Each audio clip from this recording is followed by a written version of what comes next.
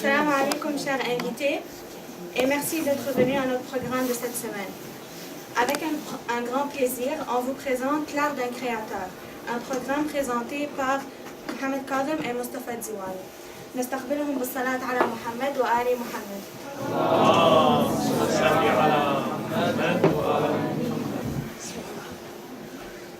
Salam alaikum wa rahmatullahi. C'est avec grand plaisir et honneur qu'on est là en votre compagnie aujourd'hui. On va vous parler de petite partie de grand océan, de savoir que malheureusement on ne maîtrise pas, mais on est là juste pour partager le peu qu'on sait, le peu qu'on a pu observer à travers nos études, nos lectures et tout, sur ce qui est la création de Allah subhanahu wa ta'ala. Et on va essayer de présenter ça d'une manière un peu structurée, mais aussi interactive. Alors on va demander votre coopération et vos interjections pour voir qu'est-ce que vous aussi vous pensez de tout ça tout au cours de la soirée. Et on va commencer avec la récitation de quelques versets du Saint-Coran. Et avant qu'on commence, je vais juste demander de salawat ala Muhammad wa ali Muhammad.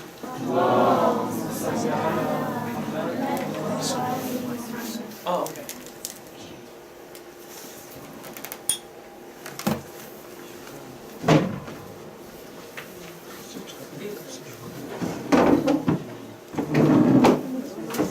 Alors, on ne voulait pas que ça soit formel, mais comme il me semble que plusieurs personnes n'ont pas entendu ce que j'ai dit, on va peut-être devoir utiliser le micro. Est-ce que vous m'entendez bien comme ça? Oui. Il faut juste parler fort. Il faudrait aussi s'avancer un peu. On va mordre personne. C'est à votre avantage de s'avancer. Parce qu'il y a des choses intéressantes qui vont se passer ici plus tard.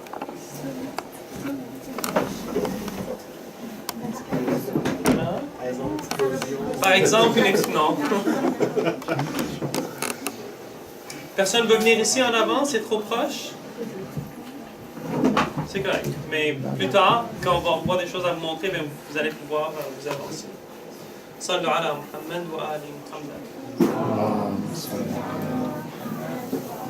Donc la lecture sera de Surat Al-Imran, ayah numéro 190. Jusqu'à 194.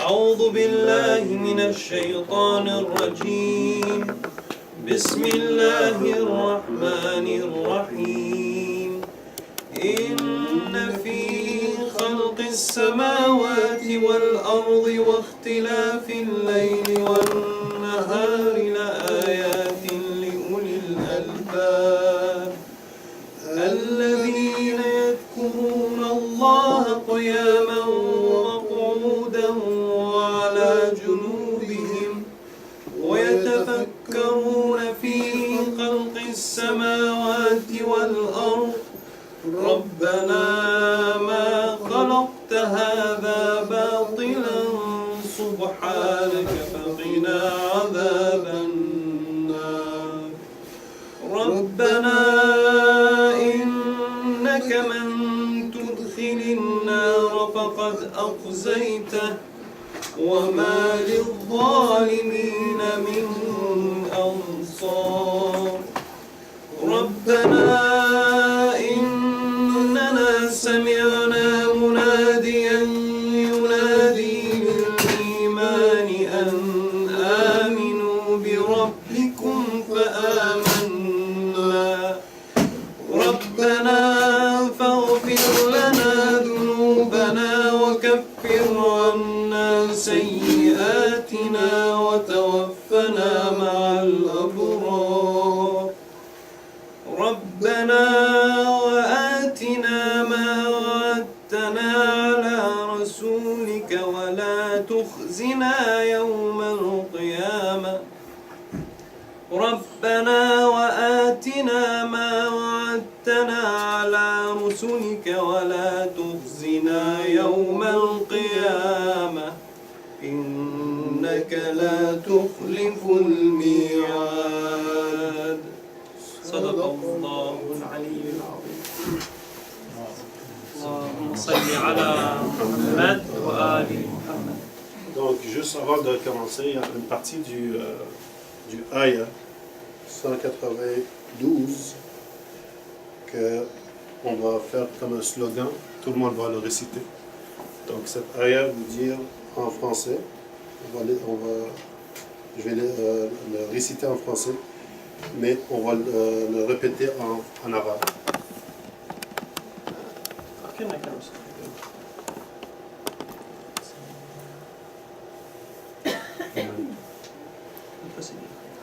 Alors ça dit, Bismillah ar-Rahman ar-Rahim, notre Seigneur, tu n'as pas créé cela en vain. Ça veut dire, tu n'as pas créé cela pour rien. En parlant de la création, en parlant du monde.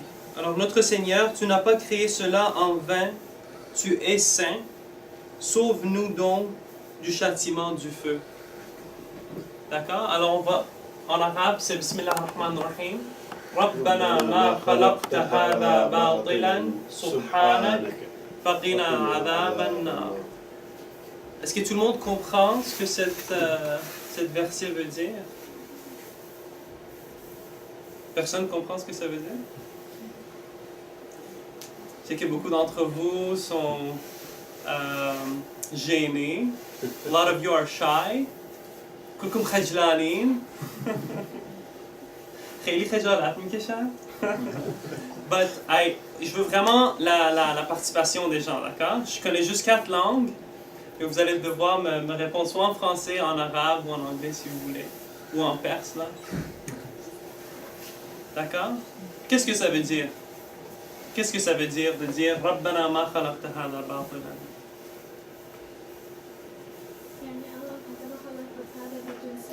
أحسنتي.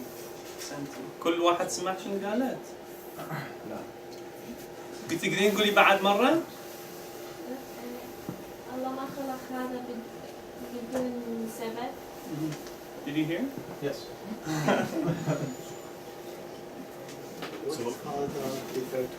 هذا, it refers to the creation, to the world.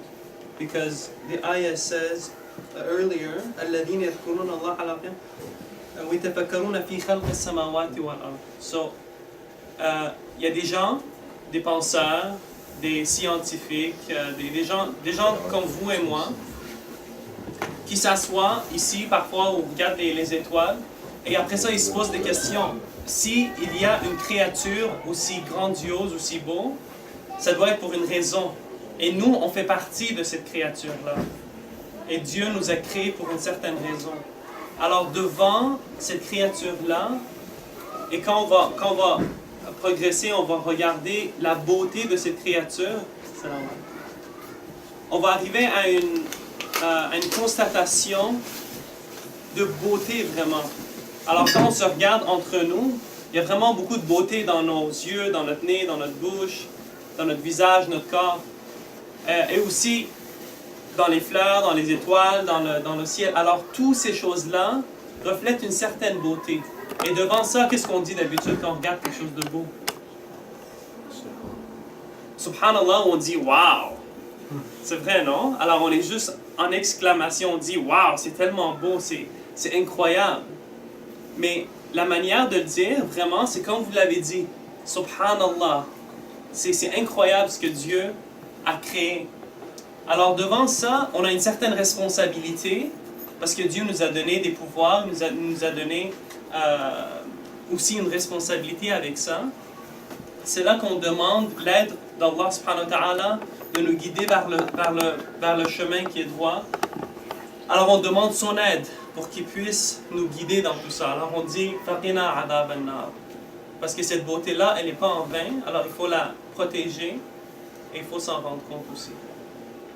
Alors devant cette introduction-là, est-ce que vous avez des questions? Non? Il va y avoir plusieurs questions plus tard. Alors maintenant, je veux que tout le monde récite le ayah ensemble. Bismillah ar-Rahman ar-Rahim. ربنا ما خلقت هذا باطلا سبحانك فقنا عذاب النار. On va la répéter une deuxième et une troisième fois, comme ça tout le monde va le savoir par cœur.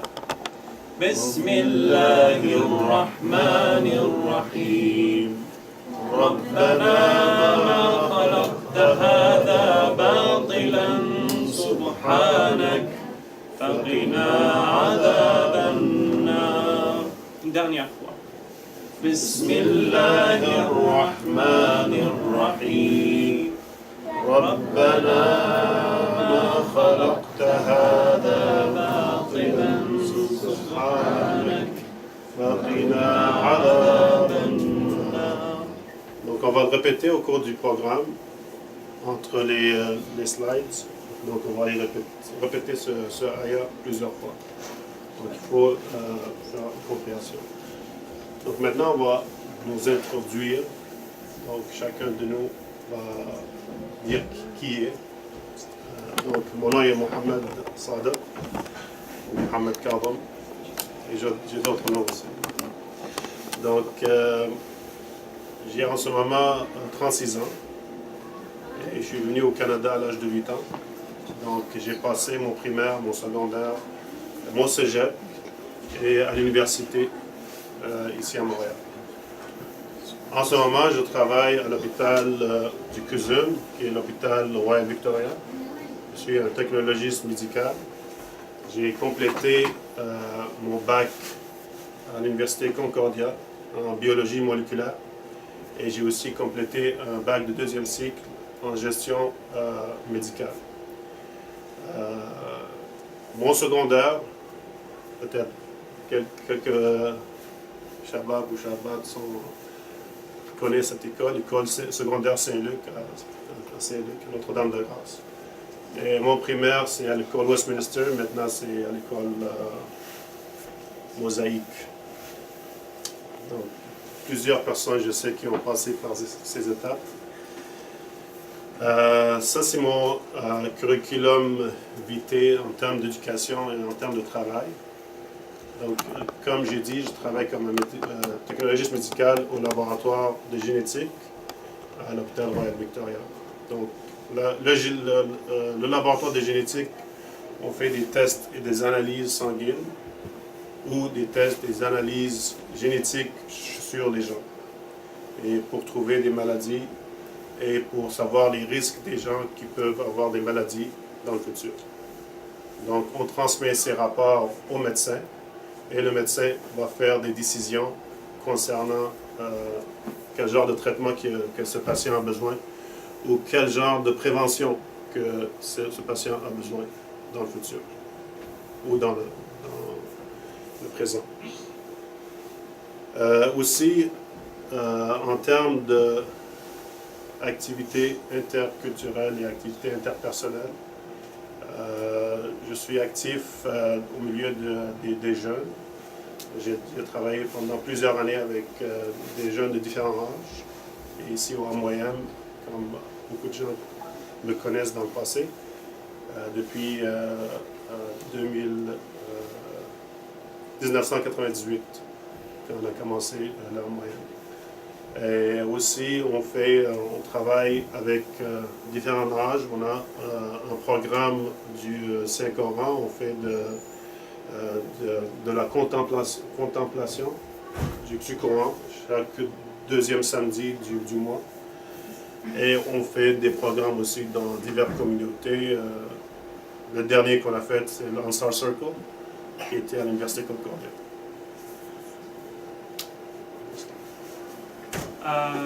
Est-ce que tout le monde comprend le français ici? Lève la main celui qui comprend le français. L'anglais, English speaking. En fait, je devrais demander qui comprend pas le français. Qui comprend pas? Moi, je comprends pas le français. Pour des gens qui sont gênés. Mais vraiment, soyez pas gênés de nous arrêter si vous ne comprenez pas ce qu'on dit. D'accord? Et si vous voulez qu'on parle en anglais, on peut parler en anglais. Et si vous voulez on parle en arabe, on peut switcher. Donc ça va être programme à trilingue.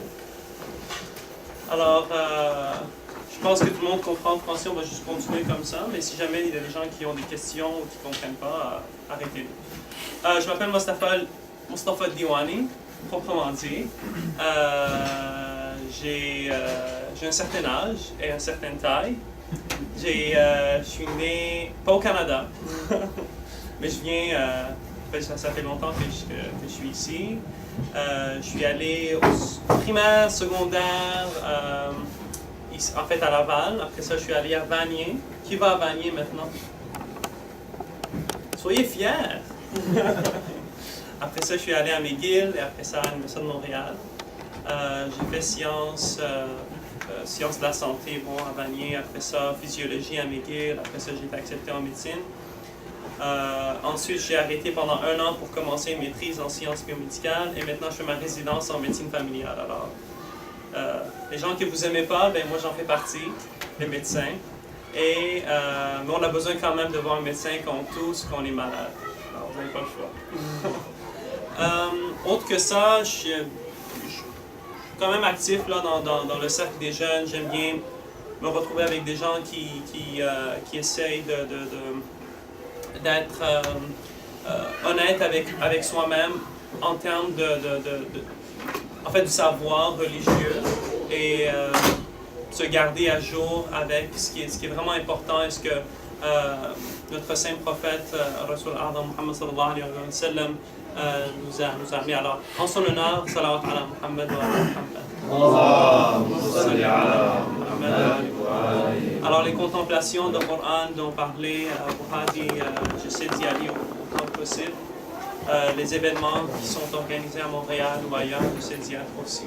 C'est vraiment important parce que c'est là qu'on est en contact avec des gens qui prennent leur foi au sérieux, qui prennent vraiment l'essence de la religion au sérieux. C'est important de se garder proche de ces gens-là, comme on essaie de se garder proche des imams et de notre prophète pour se rapprocher d'Allah. C'est important de se garder proche des gens qu'on croit être proches de l'essence de l'islam. Alors, ceci étant dit, on va vraiment juste commencer notre programme parce qu'on a quand même beaucoup de choses à couvrir.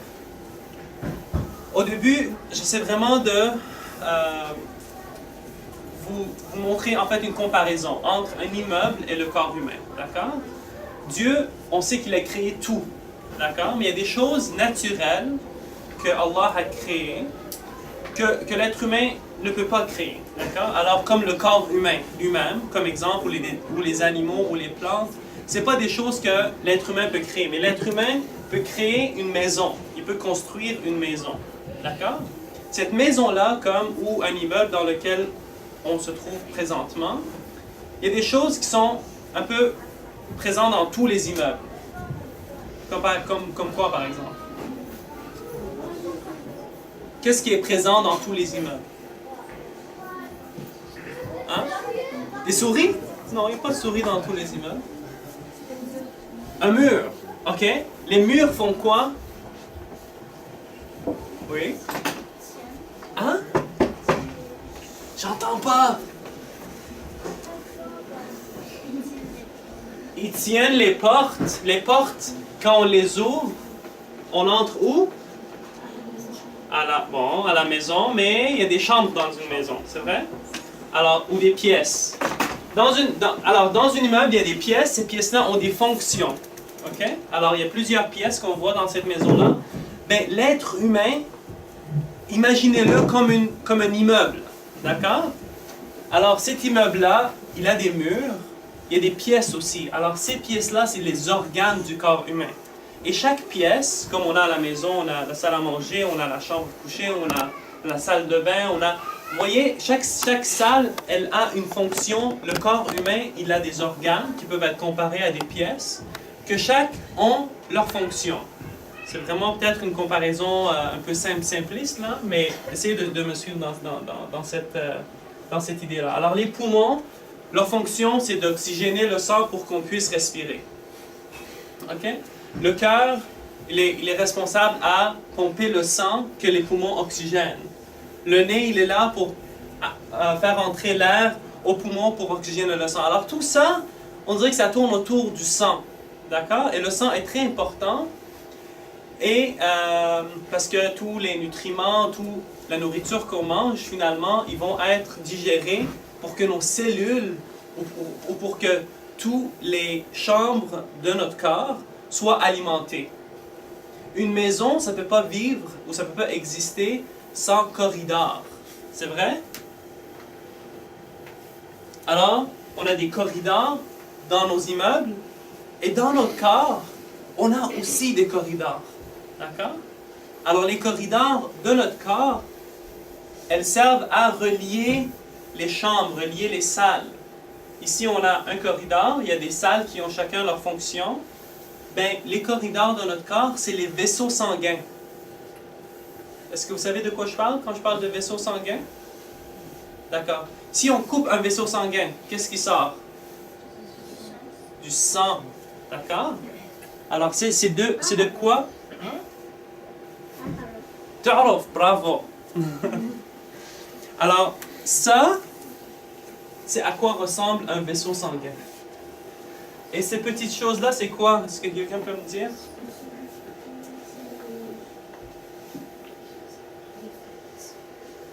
Levez la main. Qui c'est? Ouais. Red blood cells, je sais pas comment. Red blood cells. Des globules rouges. Est-ce que tout le monde sait c'est quoi un globule rouge? Est-ce que je suis un globule rouge? Non. Est-ce que j'ai des globules rouges? Oui. Est-ce que vous avez des globules rouges? Oui. Est-ce que vous aimez vos globules rouges?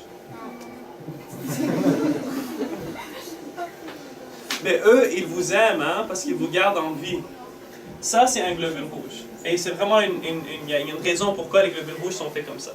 Alors, devant ça, est-ce que vous trouvez ça vraiment beau et magnifique? Non?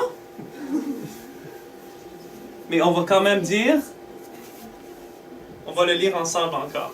D'accord? Bismillahirrahmanirrahim. ربنا ما خلقت هذا باطلا سبحانك فقنا عذاب النار. Ok. D'accord. Le sang, c'est vraiment important. Quelqu'un peut me dire c'est quoi la fonction du sang? Là, j'en ai parlé, j'en ai nommé quelques-uns. Est-ce que quelqu'un peut m'en nommer quelques-uns? Ou juste un? Une fonction par personne. Si vous ne levez pas la main, moi, je vais aller vous chercher. S'il y a quelqu'un. Oui. Transporter l'oxygène. Transporter l'oxygène. Bravo. Ah, est-ce qu'on devrait donner des tickets? Des raffle tickets? Yeah. Ok, alors on va sortir des raffle tickets. On a un cadeau à la fin. On va pas dire c'est quoi, mais on a un cadeau pour les gens qui vont répondre aux questions. You want to put it in, Yeah, the jar? that is a jar. Donc, quand vous allez participer, on va vous donner un billet. Qu'est-ce et qui a il y aura un répondu prix à des gagner. questions? Il y a des gens qui ont répondu à des questions, les petites filles. Les grandes filles, désolé.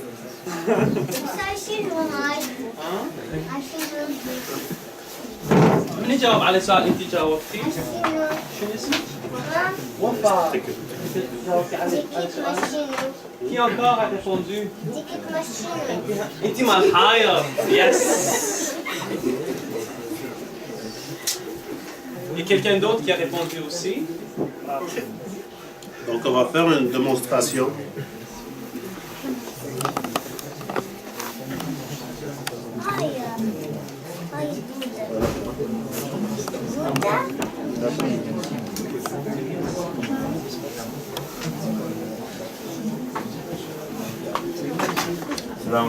Wa alaykoum salam.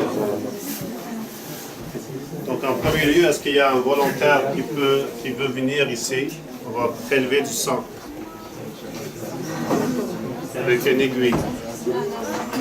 Un garçon, une fille. On va faire un prélèvement de sang et on va voir qu'est-ce qu'il y a activement de vivant dans ce sang-là.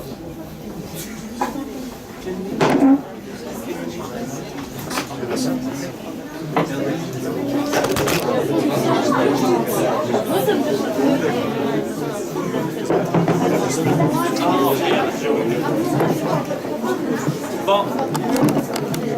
comme... Est-ce qu'il y a un volontaire? Sinon, on va prendre un cobaye.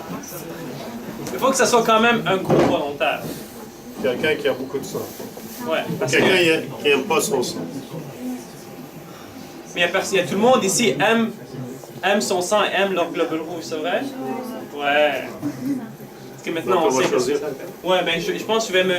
C'est quand même vraiment mettre une aiguille dans une veine, sortir du sang. Alors, je me porte volontaire. You wanna come? He's gonna take blood out of you. No, it's gonna be like... Like, something more It's a dramatic. lot of blood, like... Gonna fill this with... No. She wants to do it, so we can try. Are you sure? Come over. Only if you have good veins. Yeah, he has to find your veins though. Just like that. So you have to sit down. Yeah, sit down. It won't even scar, right? No, it's like a blood cell. Actually here.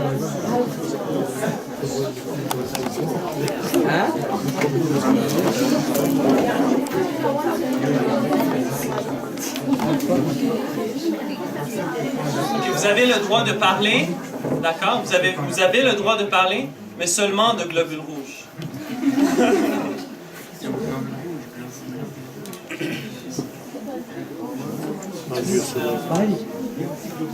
Take off your piece. Hein? Take off your piece. Ok. Just take off.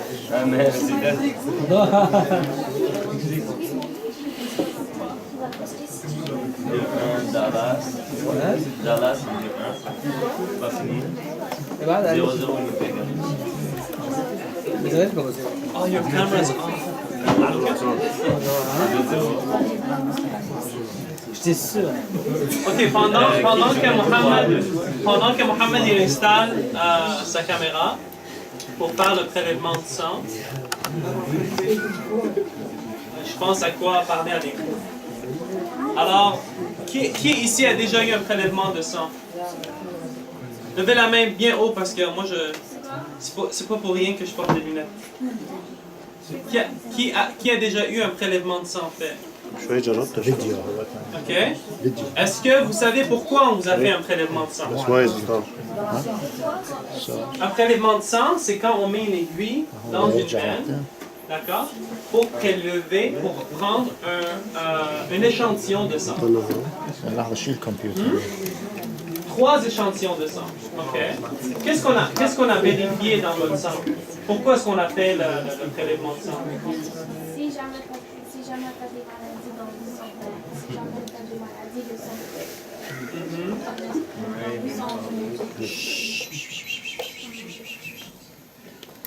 Ok. ياخذ le sang peut, quand ils enlèvent le sang pour les analyses, ils peuvent voir une maladie déjà. Ok. Est-ce que tu étais malade quand on a fait le prélèvement de sang? Tu n'étais pas malade, mais on a juste vérifié. Ok. Est-ce qu'on fait ça? Est-ce que tout le monde ici a eu un prélèvement de sang dans sa vie? Qui non? Est-ce que vous avez déjà été malade? Ouais? Bon, mais on n'a pas besoin de faire à tout le monde. Mais on fait parfois quand les gens sont malades ou quand on veut vérifier quelque chose de spécifique. Parce que c'est pas tout qu'on peut vérifier dans le sang. D'accord?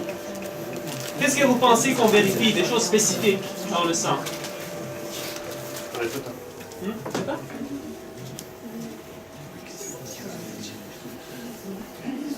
Vous avez le droit de sourire et rire, mais seulement à propos des globules rouges. J'aime pas les globules rouges. Hein?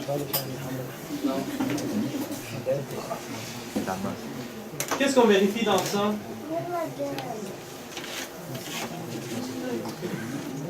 Quelqu'un d'autre qui aura pas. Parce que là, on a beaucoup parlé. On peut vérifier le taux de fer. Ça fait quoi qu'on n'a pas beaucoup de fer, les gars? Parce que j'ai dit qu'est-ce qu'on peut vérifier dans le sang. Et une sœur ici, elle a dit le taux de fer. On est mal nourri. On est malnutri.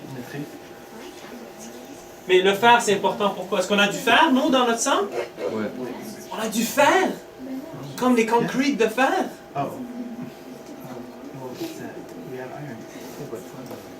Yeah, mais pourquoi on a du sang? Pourquoi on a du fer dans notre sang?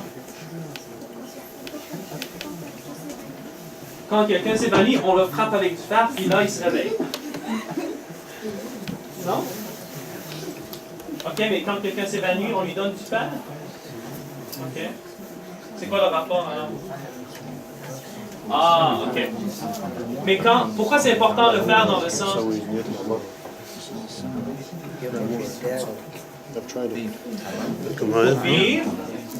mais le fer, vous allez peut-être être fatigué de moi parler des globules rouges. Le fer, il y en a beaucoup dans les globules rouges. Hein? Pourquoi? Une des raisons pourquoi les globules rouges sont rouges, c'est à cause du fer. D'accord? Le fer, il y en a, en fait, les globules rouges, il y a des molécules là-dedans qu'on appelle l'hémoglobine. Est-ce que vous avez déjà entendu parler de ça? L'hémoglobine, chaque hémoglobine a 4 molécules de fer. Et ces molécules-là aident à transporter l'oxygène dans les globules rouges. Et les globules rouges sont les champions et les championnes de l'oxygène parce qu'ils ont du fer. Et si on n'a pas beaucoup de fer, si on est malnutri, si on est pauvre et on est malnutri, on n'a pas beaucoup de fer, la quantité de globules rouges dans notre sang va être diminuée parce qu'on ne peut pas faire de globules rouges sans fer. Nos globules rouges vont être petits et maigres et malades. Alors nous, on le ressent beaucoup en nos globules rouges. Si on a de bons globules rouges, on est gros, on est en santé, on est souriant. Mais si nos globules rouges sont petits et malnutris et malades, ben nous aussi on est un peu comme moi, maigre et malnutri et malade. Mais ça c'est une blague. Comment est-ce qu'on peut prendre le fer? Qu'est-ce qu'il y a du fer dans notre alimentation? La viande. Les protéines. L'épinard. Hein? L'épinard. Les épinards. Oui, il y a des. Ok, alors il y a de la viande, mais il y a aussi les légumes.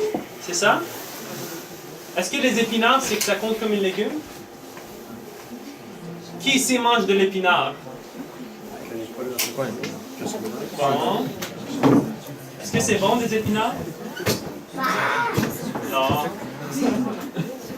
Ok. Alors le fer, c'est une chose qu'on vérifie dans le sang.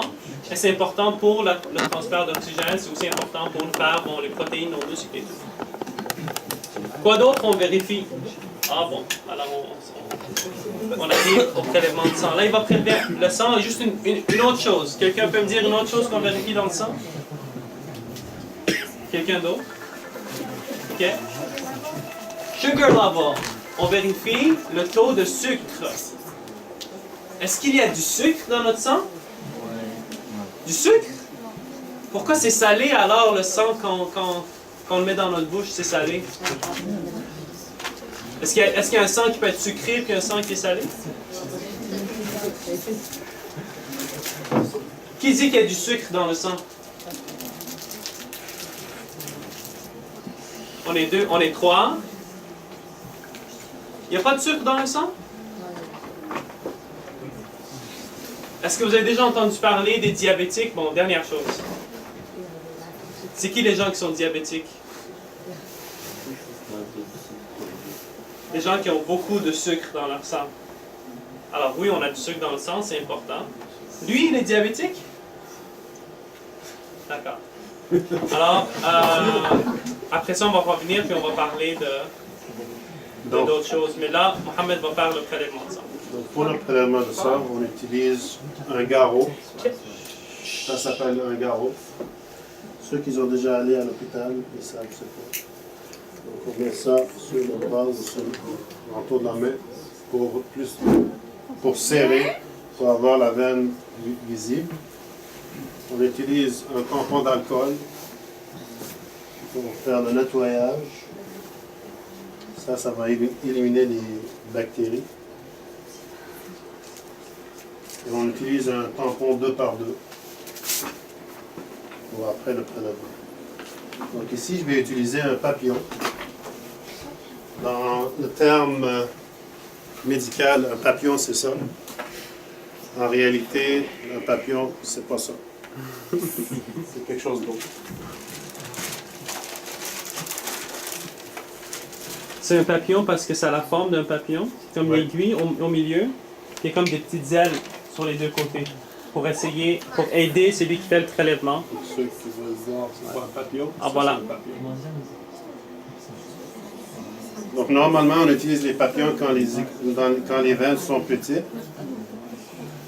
Donc on va prélever 4 tubes de sang.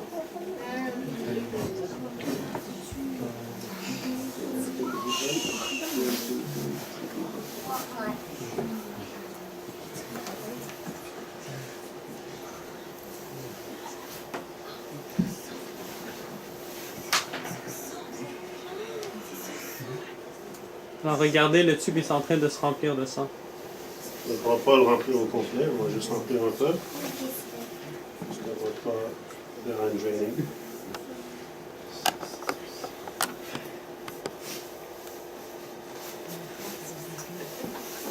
Alors Mohamed, maintenant, il est dans une veine. Et les veines, c'est les corridors qui ramènent le sang du corps vers le cœur. D'accord?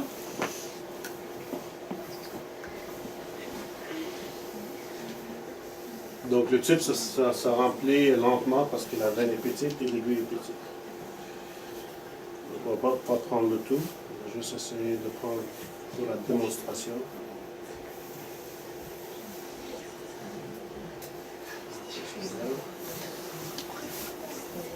Et le dernier tube.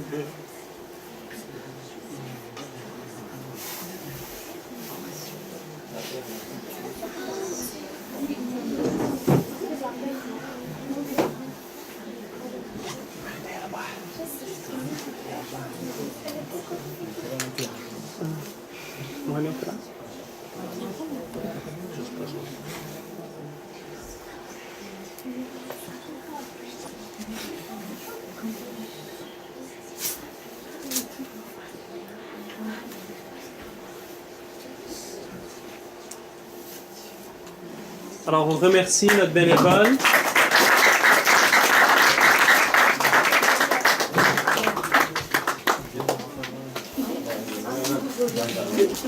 On va juste faire le nettoyage. On aura besoin d'un deuxième bénévole. Un deuxième bénévole.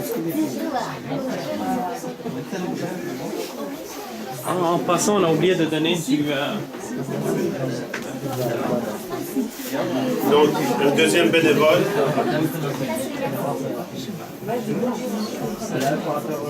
Un garçon, cette fois.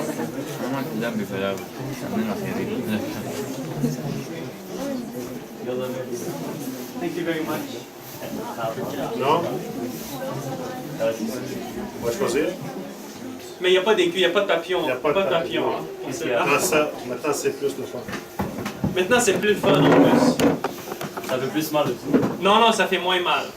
Sauf si vous avez besoin de fer. C'est important de mélanger les tubes, pour bien mélanger le sang. On a au moins la moitié dans chaque. Donc on a besoin d'un autre bénévole. يلا شباب ماكو واحد Non? شجاع سام C'est lui. Alors, il y a fait ton bénévole.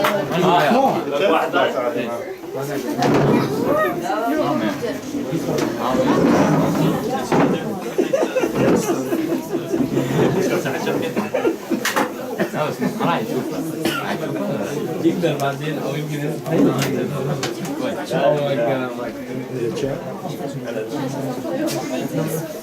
Donc on va mettre un sarreau plus professionnel. صلوا على محمد وآل محمد. Donc on va vous démontrer au moins deux aspects que peut-être certains d'entre vous connaissent du sang et d'autres peut-être n'ont jamais connu. Donc, le sang, vous savez, c'est rouge, non? C'est pas bleu? Non. Est-ce que ça existe, le sang bleu? Non. Jaune? OK. Donc, on va faire une centrifugation de sang. Qu'est-ce que ça veut dire, ça, centrifuger le sang? C'est quoi centrifuger le sang? Si je prends ces deux bouteilles, C'est ouais, quoi? Ça veut dire comme, on va séparer les différents molécules qui commencent, on va les tourner comme ça. c'est ça, exactement. Bravo! Donc, on va donner Exactement. Est-ce que vous pouvez répéter en anglais? centrifugation. To centrifuge what? You can say it in English. So in English, centrifugation, it's the aspect of spinning the blood in order to make separation between the serum or the plasma, depending on what kind of tube you're using, and the cells. And you have the white cells and the red cells. So we're gonna do that first we're gonna show you the cells before doing the other experiment. So Hamad here is gonna put these two tubes in the centrifuge. He switched on to English. Donc il va mettre les deux tubes dans la centrifugeuse. Oui. Non, On non. va. Rien. Je suis pas grand. Ah, là, c'est ça. Ok.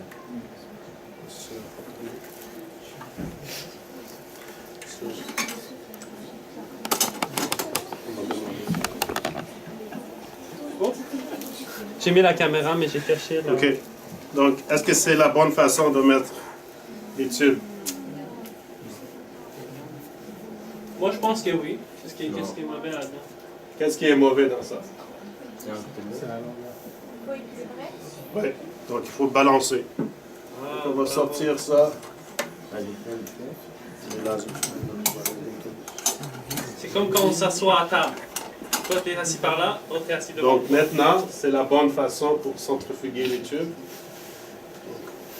Donc, on va les laisser centrifuger pendant au moins quelques minutes.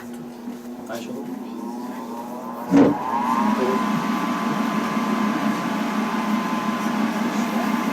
Qu'est-ce qui est en train de se passer maintenant? Ça tourne. Mais qu'est-ce que ça fait quand ça tourne?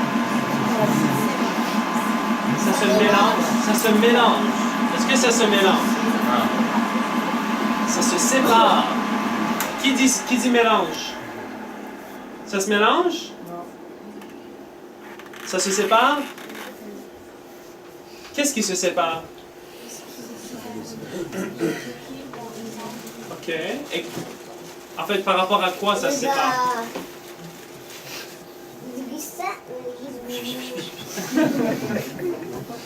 Ça se sépare par rapport à quoi?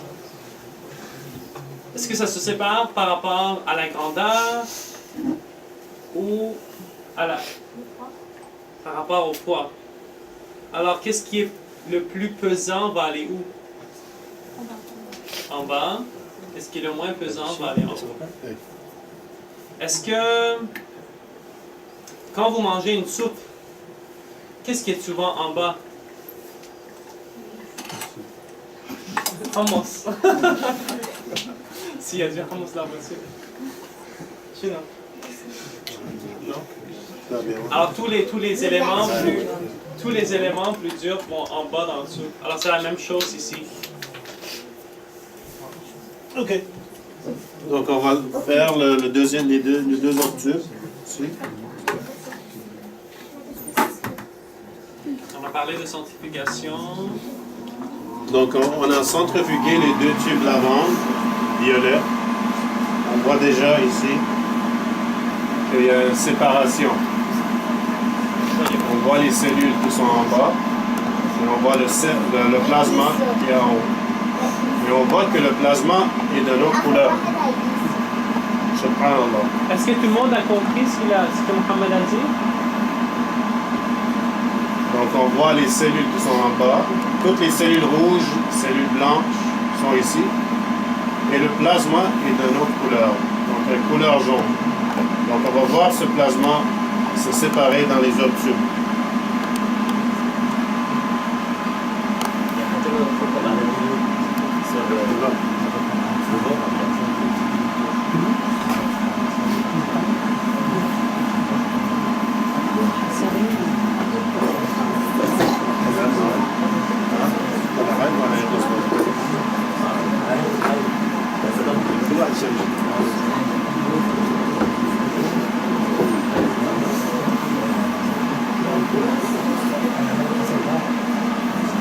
Donc ici, on a un microscope.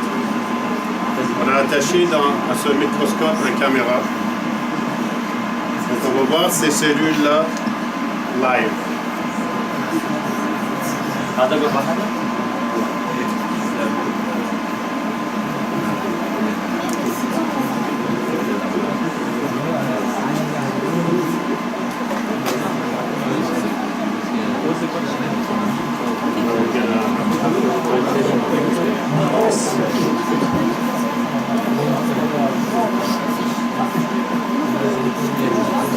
Donc on aura besoin d'un autre volontaire des filles.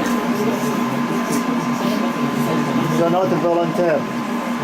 Volontaire fille qui est intéressé à utiliser le microscope.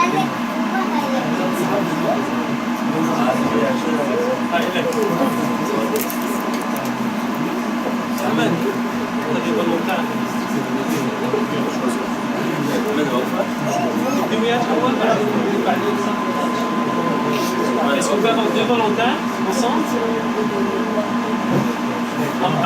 Est-ce qu'on peut avoir deux volontaires ensemble? Non. Non, un volontaire. Ouais, ça va être juste. En fait, je ne sais pas, il va nous dire quoi faire. Mais ça avec mon deuxième.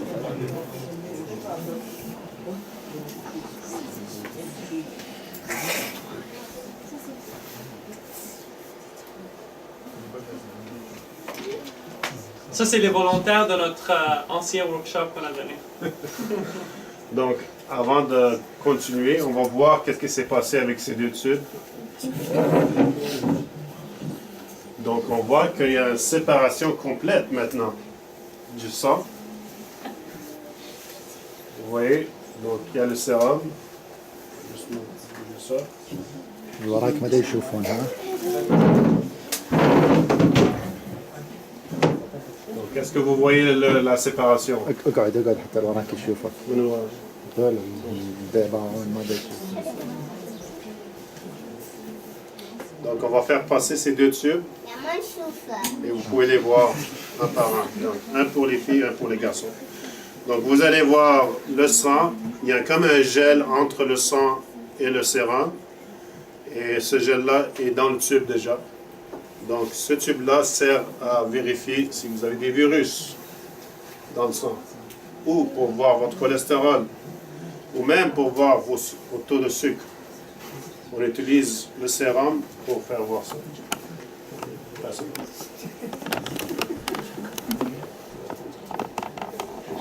Faire passer. Et s'il vous plaît, n'ouvrez pas le tube parce que ça va faire un dégât.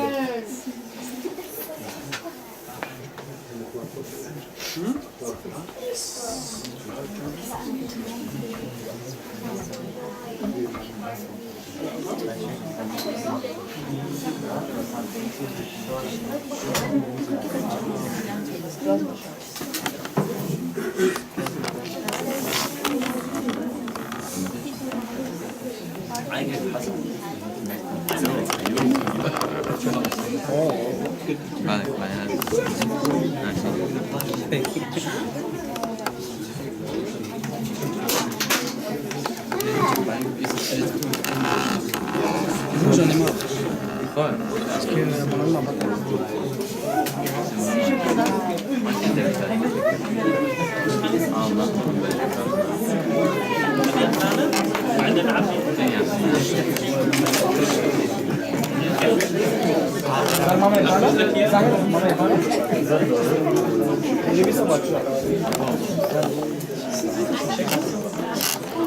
بعدين هاي من نسوي الكاميرا لا نشكلها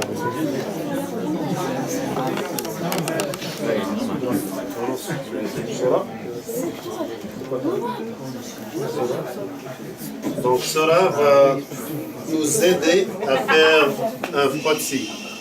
Un frottis de sang. Mais ce frottis est un peu différent. Alors, Mohamed, il a dit que cela va nous aider à faire un frottis. D'accord?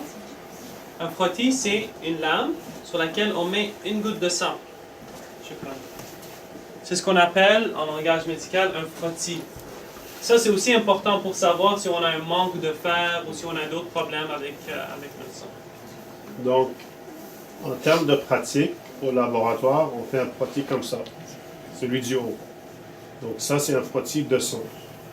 Aujourd'hui, on va voir un autre différent frottis. On va faire un frottis de sang qui est vide. Donc, on va voir le sang live. Le restant, sang vivant. Le restant sont des frottis d'autres organes qu'on va voir à part après. Donc, on va mettre ça ici. Ça. Non. Pourquoi on prend beaucoup de temps de sang comme ça, puis on utilise juste une goutte?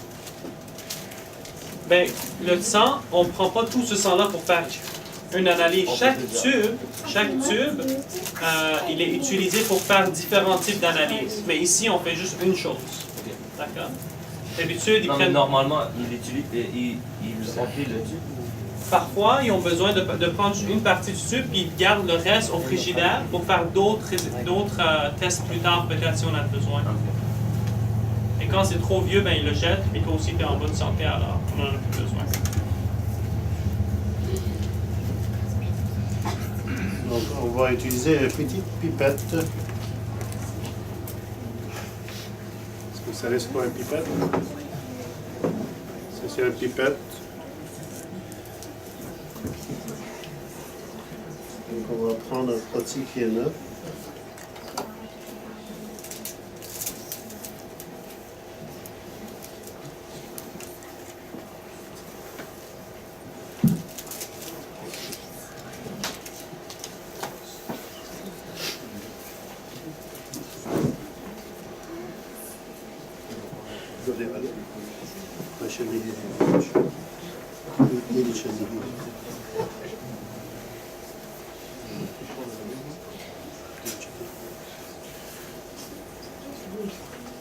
Il est très important quand on fait du travail médical de savoir l'importance de la sécurité au travail. Parce que la moindre erreur, on peut s'infecter. De quoi? De virus, de bactéries, et on se rend malade. Et on peut aussi mourir, parce qu'il y a des virus qui vont tuer. Donc, je vais fabriquer.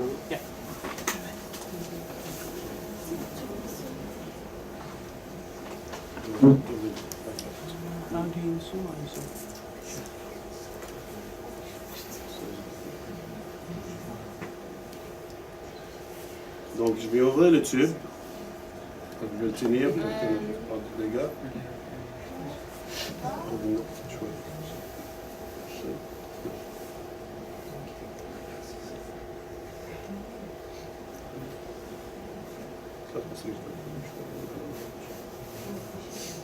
Juste une goutte.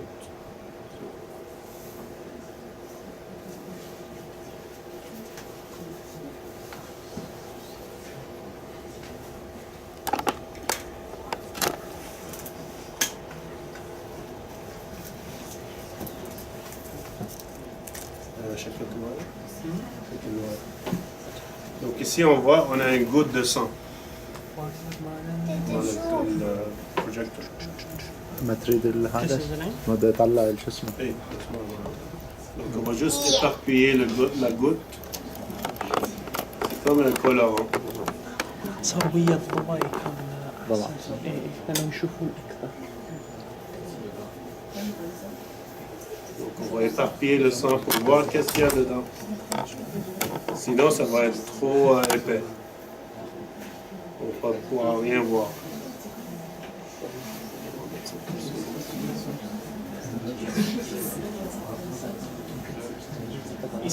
Ici pour le frottis, on éparpille le sang pour bien voir ce qu'il y a dedans.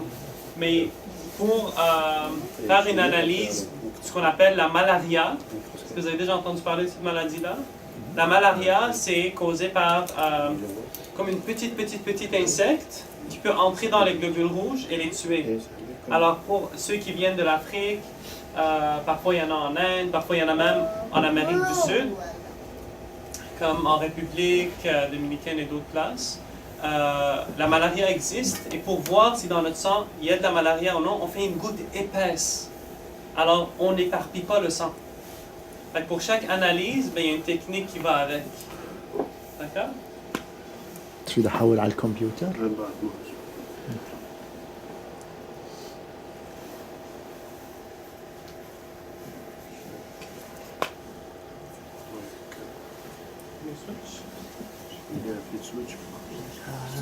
source خلاص هاي واحد.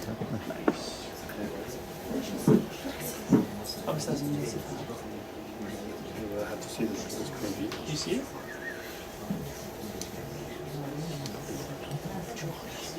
Je vais te laisser voir.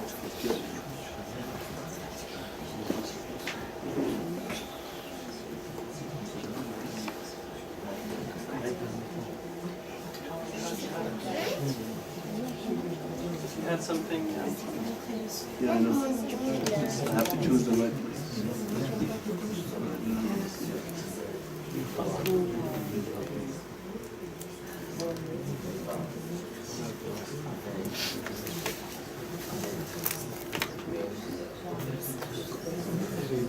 على الشاشة.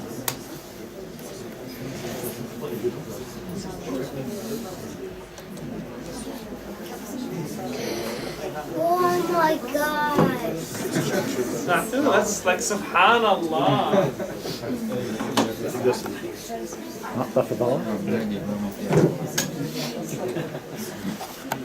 Donc, puisque le sang est un peu épais, on voit ici des cellules qui sont éparpillées. Mais ils sont aussi comme, on dit, une agglutination des cellules. Donc, quand la cellule rouge sort de notre corps, qu'est-ce qu'elle fait? Si quelqu'un vient au monde, qu'est-ce qu'il fait? Il crie, non? Il pleure. Pourquoi? Parce que c'est tout nouveau. Et quand la cellule rouge sort des veines, qu'est-ce qu'elle fait? Elle se regroupe avec ses amis. Pourquoi? Ils ont froid. C'est comme nous si on sort dehors quand il neige. Parce que pour se protéger, elle a besoin d'oxygène. La cellule rouge va prendre l'oxygène et va l'amener au cœur pour travailler. Ou il va l'amener peut-être au pied pour marcher. Parce que dans les pieds, il y a aussi des cellules qui ont besoin de quoi? De l'oxygène. On a besoin aussi des nutritions. Le sucre doit bouger dans le cœur, dans tout le corps humain. Donc, il y a des cellules qui vont transporter ce sucre à d'autres endroits que c'est besoin. Donc, ici, on voit des cellules qui sont vivantes, toujours. Et si on va y aller sur une magnification plus grande dans le microscope, on pourra même voir qu'ils vont bouger, ces cellules. Mais maintenant, on va voir une autre frottis, plus coloriée.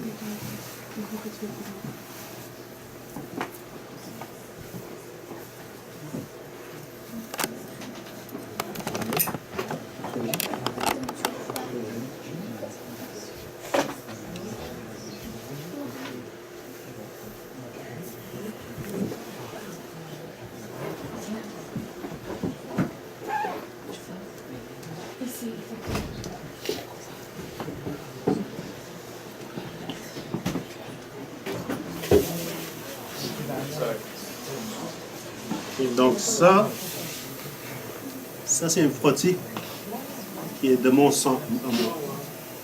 On va prendre un peu d'huile. On a besoin de huile. Qui a appris sciences physiques ou la physique?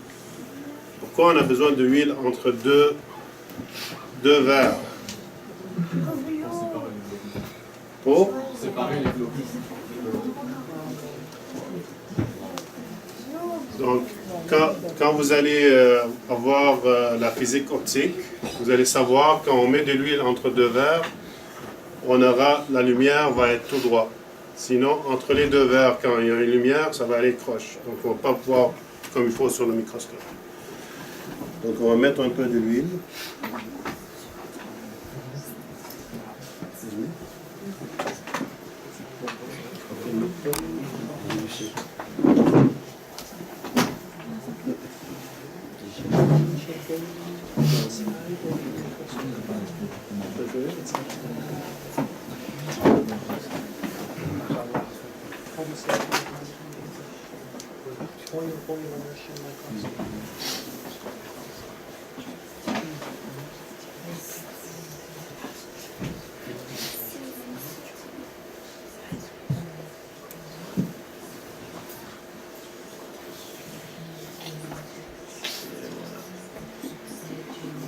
Ok. Donc ici, on voit la globule rouge amplifiée 1000 fois. Non, amplifiée, donc agrandie 1000 fois. Donc on voit ici la cellule rouge. La cellule rouge, c'est comme une bang, un donut, quand vous allez à Tim Hortons. Une bang, c'est une cellule rouge. Il y a comme un trou au milieu. C'est la configuration de cette cellule qui fait qu'on peut transporter l'oxygène ou transporter le fer aussi. D'autres cellules qui sont anormales, comme celle-là, cette cellule qui est anormale ne peut pas transporter le fer. Parce qu'il y a anormalité dans cette cellule. Cette cellule aussi ne peut pas transporter le fer. Mais des cellules normales comme ça, donc ce sont des cellules normales, le fer peut être transporté. Donc quand quelqu'un a anémie, surtout les filles, parce que ça arrive plus aux filles qu'aux garçons, une anémie de fer, vous connaissez ça, peut-être vos parents, non? Ceux qui prennent des pilules de fer, oh moi j'ai anémie. En irakien, on dit fokordam. Fokordam. C'est la pauvreté du sang.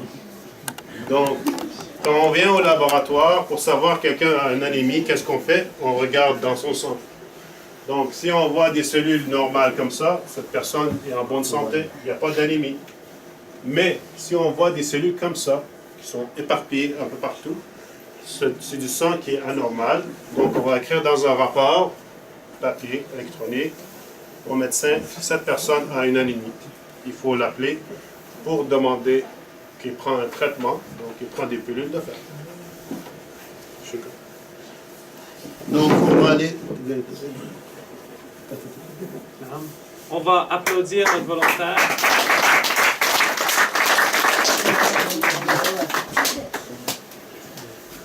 Alors, il y a des globules rouges dans le sang. Quel autre genre de globules on a aussi dans le sang? On a des globules blancs. OK? Et on a ces petites choses-là. On a ces petites choses-là. C'est quoi ça? Est-ce que quelqu'un peut le dire? C'est des globules mauves. Ils sont mauves ici parce qu'on les a coloriés. D'accord? Mais les globules rouges, naturellement, ils sont comme ça. Ça, c'est encore plus petit que les globules rouges. C'est ce qu'on appelle des plaquettes. D'accord? Les plaquettes, ils sont importants pour arrêter le saignement. Quand on se coupe, à un moment donné, le sang va arrêter de couler. Parce que les plaquettes se mettent ensemble, ils font un bouchon pour pas que le sang continue à sortir du corps, parce que sinon on va mourir. D'accord? Pourquoi c'est pas beaucoup? Mais ici on n'en voit pas beaucoup, parce qu'ils sont tout éparpillés, mais dans une veine ou dans un artère, ces choses-là, ils sont présentes beaucoup. Et les cellules sont capables de communiquer entre eux. Alors les plaquettes peuvent laisser tomber certaines molécules qui vont appeler d'autres plaquettes. Alors c'est comme dire « Hey, Ali, Hussein, Mohamed, venez ici parce que moi j'ai besoin de vous. » On a besoin de former un caillot, de former un bouchon pour boucher le trou qu'il y a. C'est comme avoir un bateau qui a un trou. Si ce trou-là continue à être ouvert, l'eau va entrer et le bateau va sink, comment on dit ça en français? Va couler. Alors c'est comme ça. Les cellules sont très intelligentes. Ils ont des messages entre eux pour aider à garder la fonction. Il y a des gens qui sourient parce que c'est vraiment simple comme explication. Mais il y a des maladies comme l'hémophilie Est-ce que vous connaissez des amis qui ont de l'hémophilie? Est-ce que vous savez c'est quoi l'hémophilie? C'est quelqu'un qui ne peut pas arrêter de saigner. S'il se coupe, ça prend beaucoup de temps pour qu'il arrête de saigner. Qu'est-ce qui est dangereux dans ça? Donc, il peut perdre tout son sang s'il y a un accident. Donc, c'est important de le savoir. Si quelqu'un a de l'hémophilie, il faut faire vraiment attention durant sa vie. Il y a des maladies qui sont assez critiques pour la personne s'il fait un accident ou si même quand il marche, il frappe quelqu'un, dedans, ça va faire beaucoup mal. Donc le mal va rester pendant plusieurs jours.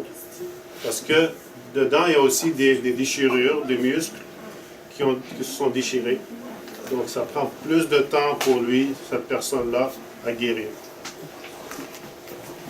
Et il y a des cellules, on a parlé des globules rouges, on a parlé des petites plaquettes qui sont des cellules pour... En fait, c'est pas vraiment des cellules, c'est des parties de cellules, mais qui sont quand même intelligentes.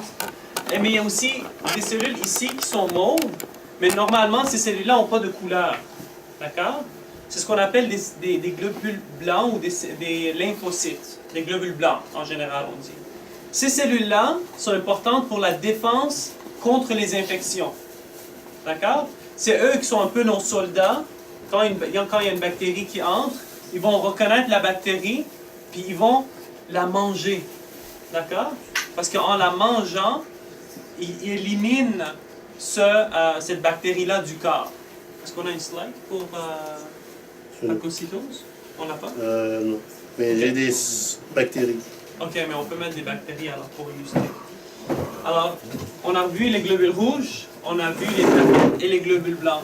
Les globules blancs sont vraiment intelligentes, subhanallah. Ils sont capables de différencier entre les cellules gentilles et d'autres cellules méchantes. Les cellules méchantes, ils vont aller la tuer, ils vont aller la manger pour l'éliminer du corps. Les cellules gentilles, ils vont la garder, ils vont juste dire salam alaikum, ils vont partir. Parce que c'est important de ne pas manger nos propres cellules. Il y a des maladies où les globules blancs deviennent un peu folles. Ils ne savent pas différencier entre l'ami et l'ennemi. Alors ils vont détruire le corps et on est malade à cause de ça. Il y a plusieurs maladies. Il y a des gens où est-ce que ça attaque la glande thyroïde et on devient malade. Il y a des gens ça attaque les nerfs, on devient paralysé. Il y a des gens où est-ce que ça attaque les yeux, on devient aveugle. Il y a des choses comme ça. Ça s'appelle quoi? Que quelqu'un sait, ça s'appelle quoi cette maladie-là? En général, on parle du... C'est des cellules qui font partie du système immunitaire. Alors on parle de maladies auto-immunes. C'est-à-dire que notre système immunitaire, il combat le corps lui-même. Alors ça, c'est une dysfonction du système immunitaire. Et quand on parle du cancer en général, c'est des cellules, comme les cellules blanches, ou n'importe quelle cellule, qui se prolifèrent d'une façon anormale et d'une façon qui se multiplie alors. Prolifération, c'est une multiplication anormale dans le corps. Donc, on a une maladie qui s'appelle le cancer. Mais le cancer, c'est très général. Dans la population, on dit du cancer, mais dans le monde médical, il y a beaucoup de cancers. C'est vraiment détaillé. Jusqu'au gène, on peut différencier quel genre de cancer et comment on peut le traiter. Donc, même dans les cellules blanches, il y a différentes formes de cellules blanches qui sont responsables de différentes formes de défense. Donc, quand on respire, on a de l'air qui rentre dans nos poumons. Donc, cet air n'est pas vraiment pur. Quand on respire, disons, et il y a beaucoup de voitures, des fois on tousse. Cet air qui n'est pas pur, il y a des cellules blanches qui vont aller attaquer tous ces microbes et toutes ces particules qui sont nocifs pour les faire détruire. Sinon, ils vont rester dans nos poumons et on pourrait avoir des maladies. Donc, maintenant, on va faire les bactéries. On va vous faire voir un genre de bactéries. On a parlé des cellules, mais on n'a pas vraiment expliqué qu'est-ce qu'une cellule. on n'a pas vraiment expliqué aux gens c'est quoi une cellule, surtout les plus jeunes. Est-ce que quelqu'un peut expliquer aux autres c'est quoi une cellule? Je pense que jusqu'à maintenant, on devrait être moins gêné. Non. C'est quoi une cellule? T'as levé la main? Ouais, c'est quoi une cellule? Oui? T'as pas fait ça? Ok. Ok. Qu'est-ce que tu penses que c'est? Non, ok. C'est quoi une cellule, les gens qui ont étudié de la biologie?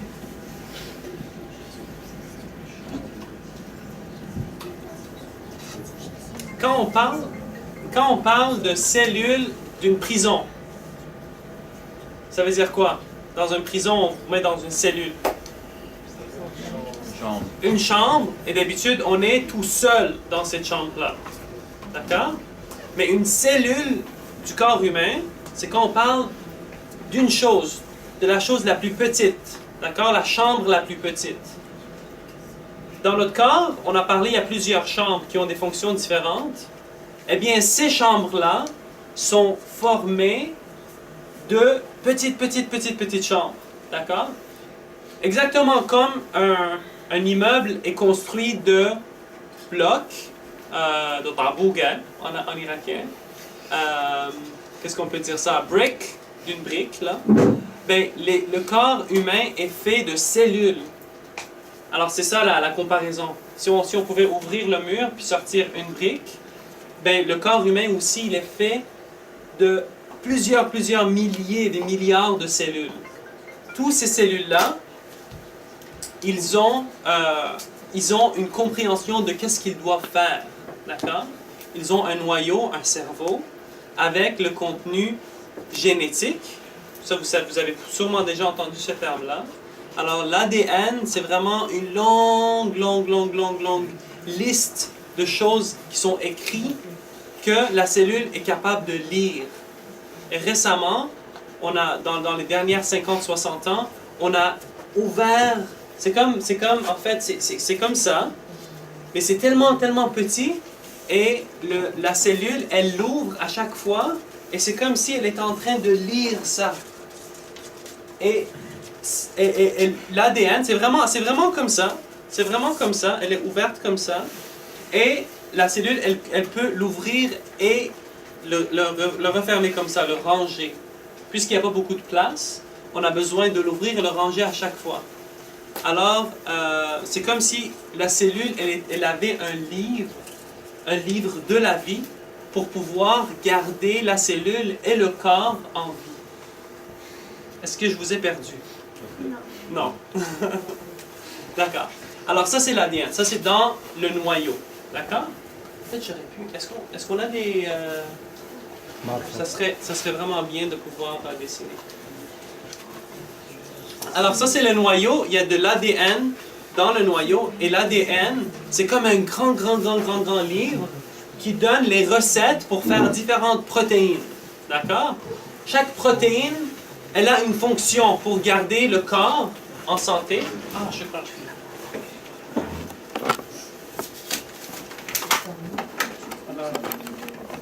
Une cellule, elle peut ressembler à quelque chose comme ça. D'accord? Ça, c'est le mur. OK? Ça, c'est le hayat. Qui est-ce qui a dit hayat? C'est les mouches. Alors, regardez, même la cellule, elle a un hayat, elle a un mur. Et dans cette chambre-là, il y a le noyau. Le noyau, c'est vraiment le cerveau. Et là-dedans, il y a l'ADN. Ça, c'est le livre, d'accord, qui contient toutes les recettes, toutes les choses importantes qu'on a besoin de savoir. Comment je produis, je ne sais pas moi, un protéine A. Alors, de là, on peut produire un protéine A. D'accord? Et ce protéine A, ben, elle est importante pour travailler avec une autre protéine B pour, par exemple, avancer ou faire de l'énergie ou n'importe quelle fonction de cette cellule-là. Alors, si ça, c'est le globule blanc qui est le soldat pour nous protéger contre les bactéries, admettons protéine AB, ben, elle est importante pour tuer une bactérie. La bactérie, elle est comme ça. D'accord? Et si je peux peut-être vous donner un exemple, quand une bactérie arrive dans le corps, cette cellule-là va la voir, d'accord? Et qu'est-ce qu'on a dit? La globule blanche, elle nous protège contre les bactéries en les mangeant, d'accord? Alors, là, admettons, ici au début, on avait la bactérie ici, mais là, la cellule, elle s'avance et elle va manger. La cellule va manger vraiment, ça c'est la bactérie. Et la cellule va vraiment l'englober, elle va la manger. Elle va s'ouvrir. Et comment elle fait ça? Ben, l'ADN, il est constamment lu. Et à partir de l'ADN, on fait des protéines qui sont importantes pour ce mouvement-là. Alors, ces protéines-là sont produites à chaque fois pour faire avancer cette paroi-là. Alors, certaines protéines sont vraiment là pour faire avancer le hayat, faire avancer le mur de la cellule. Et finalement, on est capable de fermer et de la digérer, de la manger, la bactérie. Comme ça, on protège le corps. Donc, je n'ai pas pu trouver les bactéries, malheureusement. Ils sont trop petits. Les cellules les avaient déjà mangées. Donc, j'ai mis quelque chose d'autre. Est-ce que vous savez c'est quoi? Un chef-d'œuvre? Non. Un quoi? Une araignée? Oui, tout à l'heure, j'ai presque perdu mon araignée. Oui, effectivement, ça c'est une des... on dit quoi, des jambes? Pattes d'araignée. Ok, ça c'est une des pattes d'araignée. Est-ce que vous savez c'est quoi une araignée? Qui aime les araignées? Les filles n'aiment pas les araignées? Qui aiment les araignées? Okay. Donc, un araignée qui va monter en haut sur un hayat. Sur un hayat. Ça va monter. Comment ça monte? Pourquoi un araignée peut marcher à l'envers? C'est à cause de ça, du poil. Un araignée a beaucoup de poils sur ses pattes, donc il peut monter n'importe comment et il peut rester attaché. Et comme ça aussi, il peut faire descendre son tissu, il peut descendre, monter, faire toute sa toile d'araignée sans personne ne l'aperçoit. Et souvent, à la maison, on a beaucoup d'araignées. Comment ces araignées rentrent à la maison? Est-ce que vous avez une idée? Ils entrent par la porte. Comment les araignées rentrent à la maison? Je sais que la majorité n'aime pas ces araignées parce que vous les tuez. J'ai tué un aussi. Oui, comment? Par la fenêtre. Comment ça on fait? Top, top, top. Je veux rentrer? Ding dong. Oui, oui.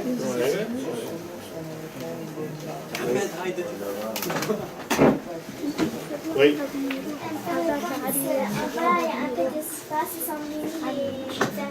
Mais comment ils vont monter l'escalier? Ah, je vais aller à Abu Yasser today. Je vais aller aux maisons d'Abu Yasser. Il y a beaucoup, mes amis sont tous là-bas. Ouais.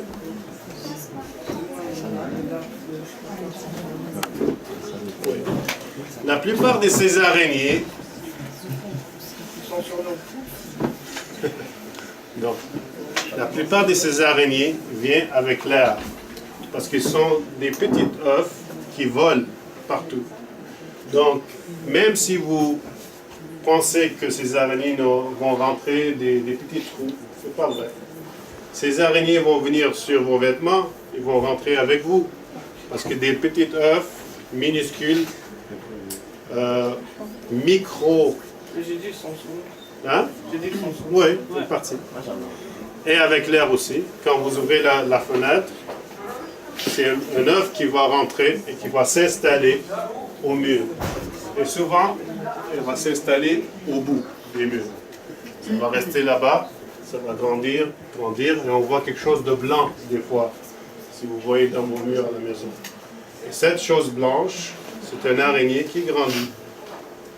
et il devient une araignée. Après, on vient avec un shahata en arabe pour le tuer. Traduction, c'est quoi shahata? La sandale. La sandale est right. Yeah.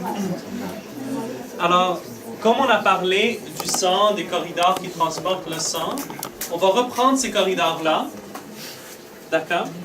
I'm just gonna steal your...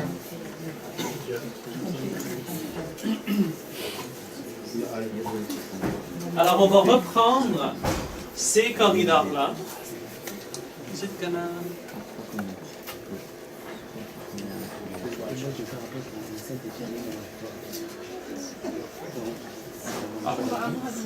Alors, quand on a... Maintenant, on va juste prendre un moment. On va revisiter ces corridors. Et qu'est-ce que ça vous fait penser tout ça? Nous, on est fait de petits briques qui sont intelligents, qui ont un petit livre, qui lisent, qui sont capables de produire des protéines pour remplir certaines fonctions. Qu'est-ce que ça vous fait sentir, ça? Est-ce que vous êtes endormi par rapport à ça? Est-ce que vous êtes enthousiaste? Est-ce que vous êtes fasciné? Ça vous fait absolument rien?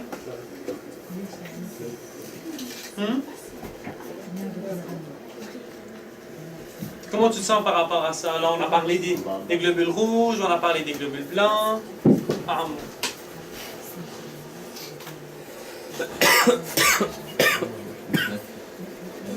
Intéressé. Parce que tout ça, toutes ces choses-là, n'existaient pas avant ça, avant nous, avant toute l'existence. Mais ces choses-là n'existaient pas dans le monde. Et subhanallah, Allah, avec son ingéniosité, il a pu créer des choses tellement petites, mais tellement intelligentes pour supporter la vie.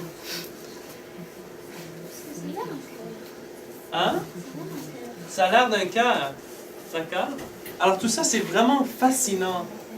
On regarde ces choses-là, on a besoin de microscopes, on ne peut pas les voir avec nos propres yeux, mais ces choses-là existent en nous. Nous, on a plein de vaisseaux, on a plein de globules rouges qu'on aime beaucoup, qu'on remercie Allah pour ça. Alors vraiment, devant ces choses-là, on a besoin de penser, et à la fin, on va dire ربنا ما خلقت هذا باطلا سبحانك فقنا عذاب النار. Est-ce que vous avez envie qu'on le récite encore ensemble une fois? Alors ensemble. Bismillahirrahmanirrahim. Rabbana ma khalaqta hadha batilan subhanak faqina adhaban nar. Alors pour les 5-10 prochaines minutes, je vais juste faire quelques exemples. Ok? Ça, c'est nous, si on enlève toute la peau, tout le muscle, tous les organes. D'accord? Ça, c'est la squelette. Ça, c'est ce qui nous supporte. Et autour de nos squelettes, il y a des muscles. Quand on coupe un os et qu'on le regarde en dessous du microscope, ça a l'air de ça. Et ça ressemble à quand on coupe un tronc d'arbre. Ça ressemble vraiment à ça. Alors, Dieu, subhanahu wa ta'ala, Allah, subhanahu wa ta'ala, la manière qu'il a créé, qu'il nous a créé, ben même si l'arbre, elle est quelque chose qui ne nous ressemble pas, quand on la regarde de plus proche et quand on réfléchit, on peut trouver des ressemblances. D'accord? Alors, avant ça, on a parlé du sang, on a parlé des globules dans le sang, on a parlé des vaisseaux. Et Dieu a créé ces corridors de sang dans notre corps pour arriver à distribuer l'oxygène et les nutriments. Et ça nous permet de remplir certaines fonctions. Si on n'avait pas de squelette, d'accord, on serait juste un ver de terre, parce qu'on ne pourrait pas se tenir debout. Et on se tient debout pour regarder où est-ce qu'on s'en va. Et ça nous en fait, le squelette tout seul ne vont pas être capables de bouger. On serait vraiment comme un arbre, juste comme ça, en train de regarder Alors, avec les os qui ressemblent à des troncs d'arbres, on a besoin de mettre des muscles autour de ça. Mais avant de parler des muscles, on va encore réciter le ayah parce que ça, c'est vraiment incroyable. Je veux dire, on est fait d'os qui ressemblent à des arbres. Alors ça vraiment mérite qu'on s'arrête, on dit Subhanallah et qu'on récite le ayah. D'accord? Bismillahirrahmanirrahim. Rabbana khalaqta hadha batilan subhanak faqina adhaban nar. Alors on a parlé des muscles, des os, of bones, et autour de ces os-là, Allah a mis des muscles. Et ces muscles-là nous permettent, contrairement aux arbres qui sont stationary, qui sont immobiles, elles nous permettent de bouger, d'accord?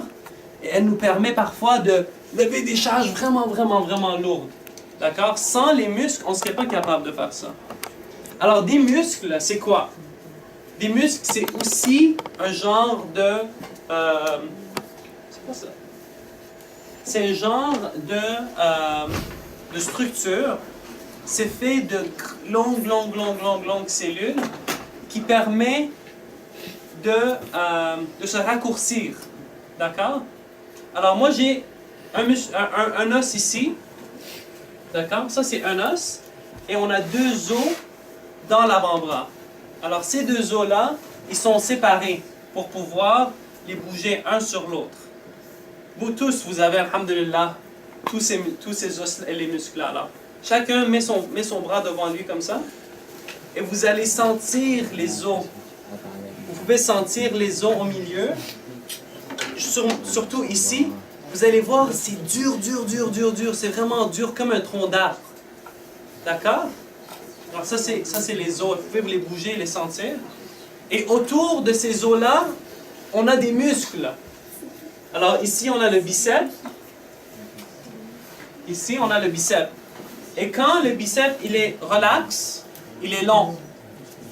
Mais quand on le contracte, d'accord, il raccourcit de plus en plus et il tire sur cet os-là ici, qui est le radius. D'accord? Ça, c'est un autre os, il s'appelle le radius. Il tire sur le radius et il est capable de le tirer sur lui-même, de fermer, en fait, d'amener la main proche de nous. Et c'est comme ça que, par exemple, je suis capable de boire de l'eau.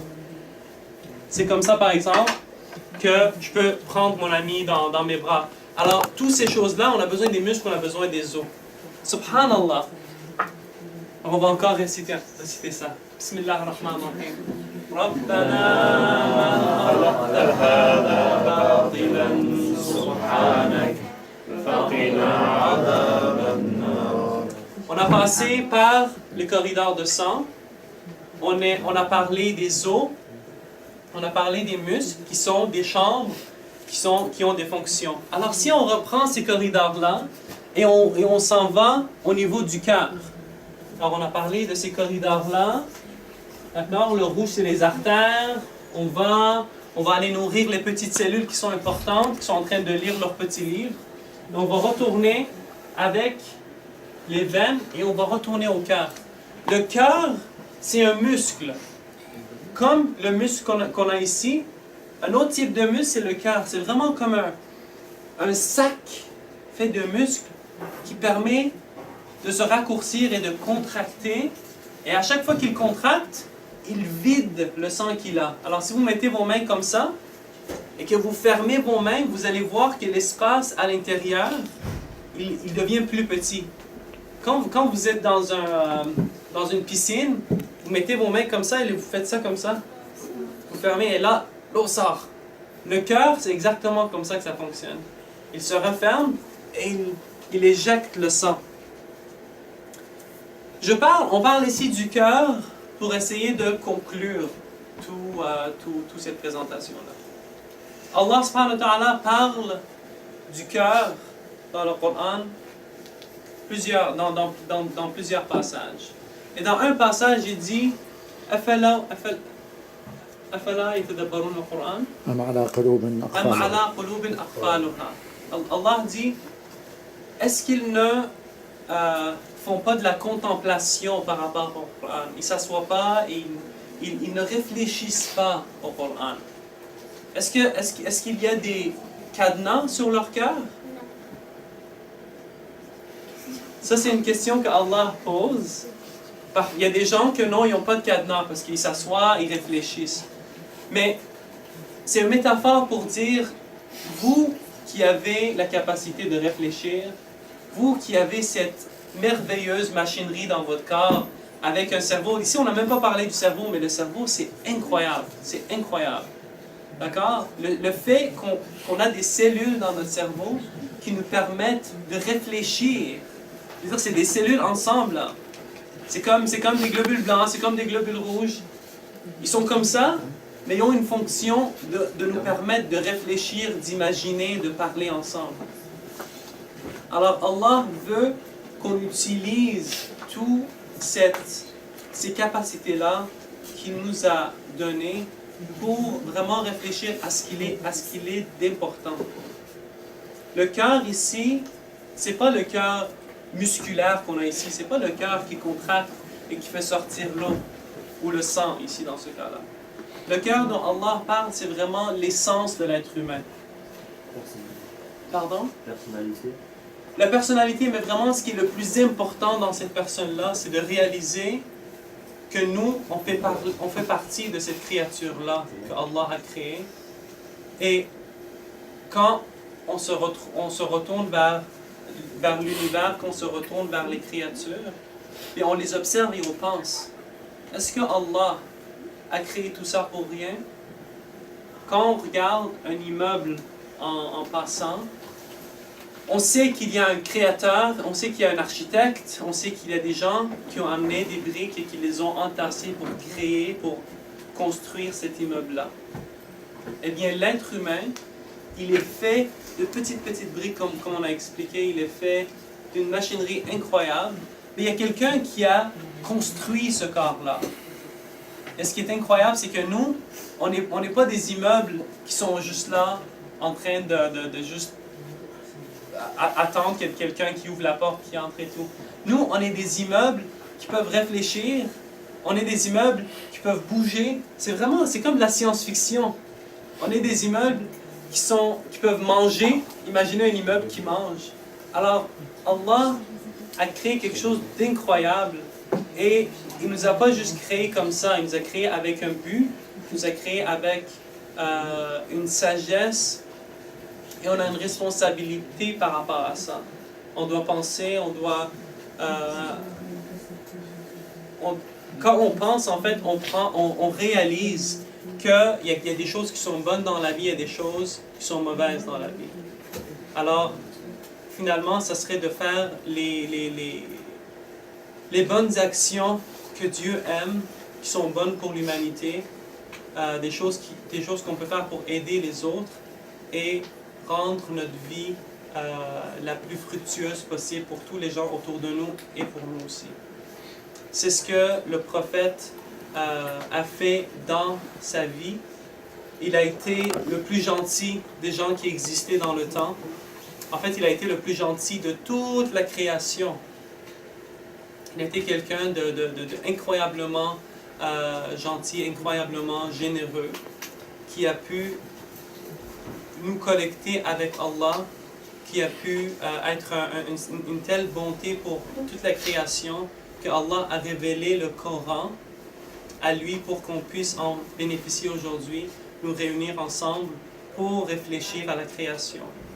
Alors, 1400 ans avant, le prophète s'assoyait dans la cave de Ghar Hara et regardait les étoiles. Aujourd'hui, on est dans le Ghar de MYM. On est en train de réfléchir aux étoiles qui nous forment, parce que nous aussi, on est univers. Et il y a des étoiles dans nous qui sont des cellules. Et devant ces étoiles-là, on est émerveillé et on a une conscience. Avec cette conscience-là, on dit Subhanallah, ma khalaqta hada batilan subhanak faqina adhab an-nar.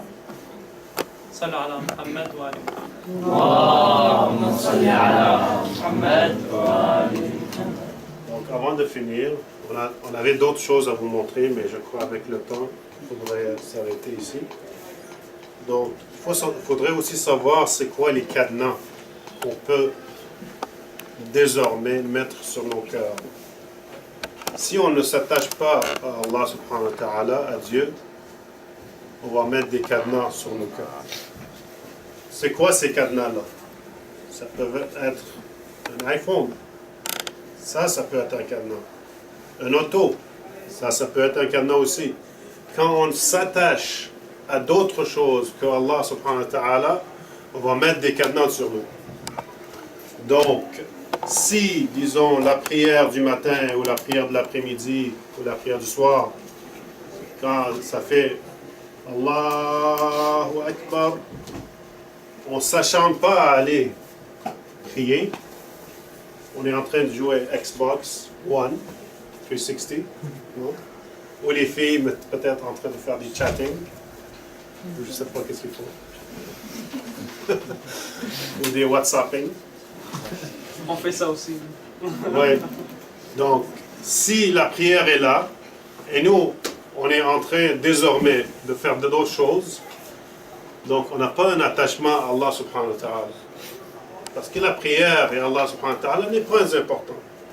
Pourquoi? Parce que nous, on est occupés. Soit occupés au téléphone, on fait un chat. Ou soit on joue. Ou peut-être on travaille. Ou on fait d'autres choses. L'importance de cet attachement à Allah subhanahu wa ta'ala va nous donner un genre de lumière alentour, surtout dans notre cœur. On va pas juste avoir cette lumière dedans, mais on commence à comprendre pourquoi on existe, pourquoi on vit sur Terre. On n'est pas juste une équation de 70 ans. La plupart des gens peuvent vivre jusqu'à peut-être en moyenne 70 ans. Donc, on n'est pas là pour vivre 70 ans, pour manger, pour aller travailler, pour s'éduquer, aller à l'école, ou même jouer. Oui, c'est toutes ces affaires, toute cette fonction de la vie, c'est important. Ça fait partie de la vie. Mais ce n'est pas l'essence.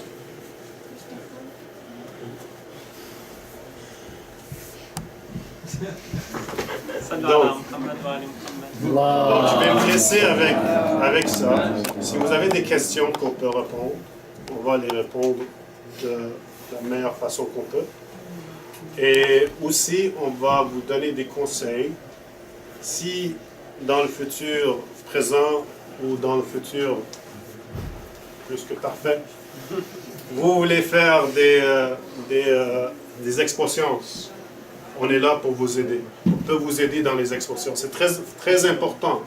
Si vous voulez faire la médecine, aller en pharmacie ou faire des cours qui sont plus dans des doctorats, c'est très important de faire des activités parascolaires. Le sport est important, mais aussi faire des activités comme l'expo-science, faire des activités communautaires, ici au Moyen, être actif, aussi être actif dans la communauté en général, avec les gens qui ont besoin, qui sont en besoin. Et aussi, il faut savoir quelque chose qui est très important, c'est être actif à la maison. C'est quoi être actif à la maison? C'est pas juste aider notre père et notre mère. C'est quoi être actif à la maison? Oui, ça c'est. Mais être actif à la maison, ça veut dire on va toujours y penser. Comment on peut faire notre mère sourire aujourd'hui? Donc ça c'est être actif à la maison.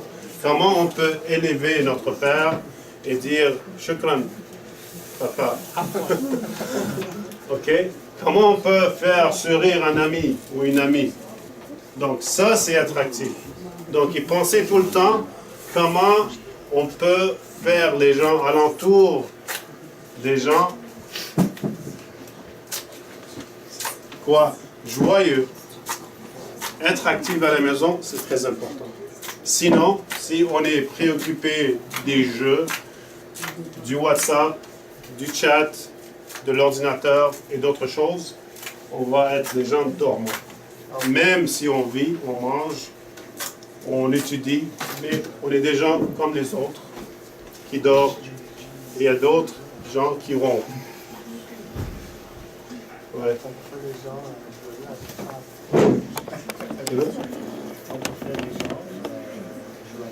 Ouais. Plus ou moins. Il dit qu'on peut faire les gens joyeux avec les chatting.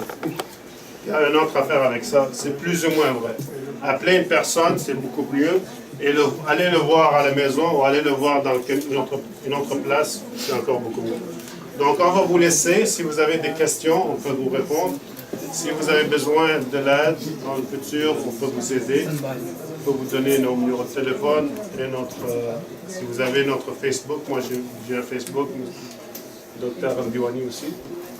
Donc, avant de vraiment terminer, on voulait vous remercier pour être venu. Je sais que ça a été beaucoup d'informations, des choses que vous saviez déjà, mais c'était bien de vous voir. Personne comprend ce que ça veut dire? Je sais que beaucoup d'entre vous sont gênés. A lot of you are shy. كلكم خجلانين. خيلي خجالات من كشان.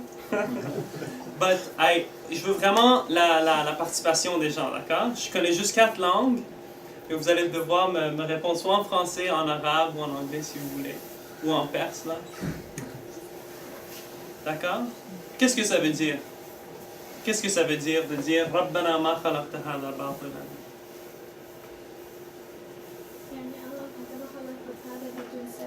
أحسنتي أحسنتي. كل واحد سمع شنو قالت؟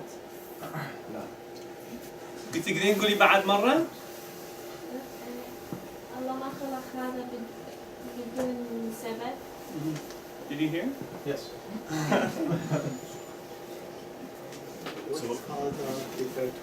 Hada, it refers to the creation, to the world. Because the ayah says earlier, الذين يذكرون الله على قيام ويتفكرون في خلق السماوات والأرض. So, il y a des gens, des penseurs, des scientifiques, des gens comme vous et moi, qui s'assoient ici parfois ou regardent les étoiles, et après ça ils se posent des questions. Si il y a une créature aussi grandiose, aussi beau, ça doit être pour une raison. Et nous, on fait partie de cette créature-là. Et Dieu nous a créés pour une certaine raison. Alors devant cette créature-là, et quand on va progresser, on va regarder la beauté de cette créature, on va arriver à une constatation de beauté vraiment. Alors quand on se regarde entre nous, il y a vraiment beaucoup de beauté dans nos yeux, dans notre nez, dans notre bouche, dans notre visage, notre corps. Et aussi dans les fleurs, dans les étoiles, dans le ciel. Alors toutes ces choses-là reflètent une certaine beauté. Et devant ça, qu'est-ce qu'on dit d'habitude quand on regarde quelque chose de beau? Subhanallah, on dit « Wow ». C'est vrai, non? Alors on est juste en exclamation, on dit « Wow, c'est tellement beau, c'est incroyable ». Mais la manière de le dire, vraiment, c'est comme vous l'avez dit. Subhanallah. C'est incroyable ce que Dieu a créé. Alors devant ça, on a une certaine responsabilité, parce que Dieu nous a donné des pouvoirs, nous a donné aussi une responsabilité avec ça. C'est là qu'on demande l'aide d'Allah subhanahu wa ta'ala de nous guider vers le chemin qui est droit. Alors on demande son aide pour qu'il puisse nous guider dans tout ça. Alors on dit « Faqina adab an-nar » parce que cette beauté-là, elle n'est pas en vain, alors il faut la protéger et il faut s'en rendre compte aussi. Alors devant cette introduction-là, est-ce que vous avez des questions? On transmet ces rapports au médecin et le médecin va faire des décisions concernant quel genre de traitement que ce patient a besoin ou quel genre de prévention que ce patient a besoin dans le futur ou dans le présent. Aussi, en termes d'activités interculturelles et activités interpersonnelles, je suis actif au milieu des jeunes. J'ai travaillé pendant plusieurs années avec des jeunes de différents âges. Et ici au Moyen, comme beaucoup de gens me connaissent dans le passé, depuis 1998, quand on a commencé l'heure moyenne. Et aussi, on travaille avec différents âges. On a un programme du Saint-Coran. On fait de la contemplation du Coran chaque deuxième samedi du mois. Et on fait des programmes aussi dans diverses communautés. Le dernier qu'on a fait, c'est l'Ansar Circle, qui était à l'Université Concordia.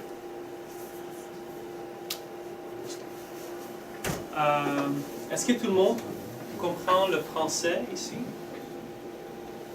Lève la main celui qui comprend le français. L'anglais? English speaking? En fait, je devrais demander qui ne comprend pas le français. Qui ne comprend pas? Moi, je ne comprends pas le français. Pour des gens qui sont gênés. Mais vraiment, soyez pas gênés de nous arrêter si vous ne comprenez pas ce qu'on dit. D'accord? Et si vous voulez qu'on parle en anglais, on peut parler en anglais. Et si vous voulez qu'on parle en arabe, on peut switcher aussi. Donc, ça va être un programme à trilingue. Alors, je pense que tout le monde comprend le français. On va juste continuer comme ça. Mais si jamais il y a des gens qui ont des questions ou qui ne comprennent pas, arrêtez-les. Je m'appelle Mustafa Diwani, proprement dit. J'ai un certain âge et une certaine taille. Je suis né, pas au Canada, mais je viens, ça fait longtemps que je suis ici. Je suis allé au primaire, secondaire, en fait à Laval. Après ça, je suis allé à Vanier. Qui va à Vanier maintenant?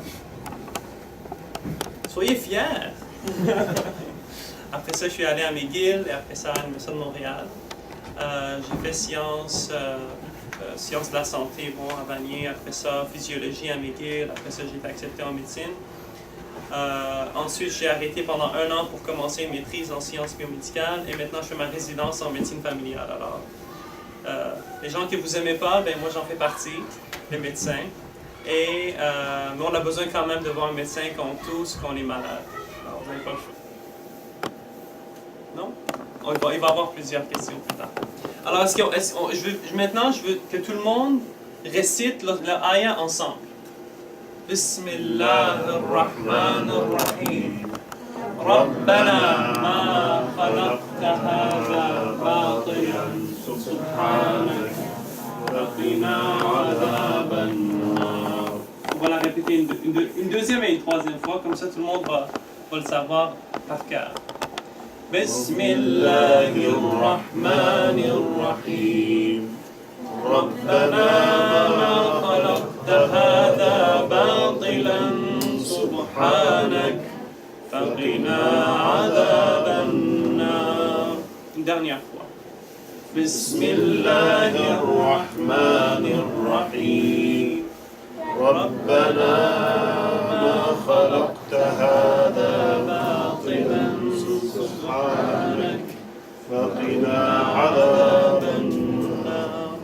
Donc on va le répéter au cours du programme entre les slides. Donc on va y répéter ce ayah plusieurs fois. Donc il faut faire une compréhension. Donc maintenant on va nous introduire. Donc chacun de nous va dire qui est. Donc mon nom est Mohamed Sadat, Mohamed Kadam. Et j'ai d'autres noms aussi.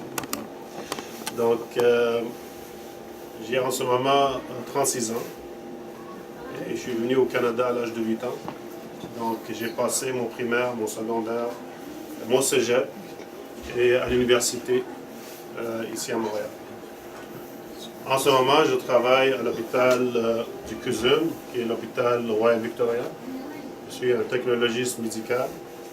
J'ai complété mon bac à l'Université Concordia en biologie moléculaire et j'ai aussi complété un bac de 2e cycle en gestion médicale.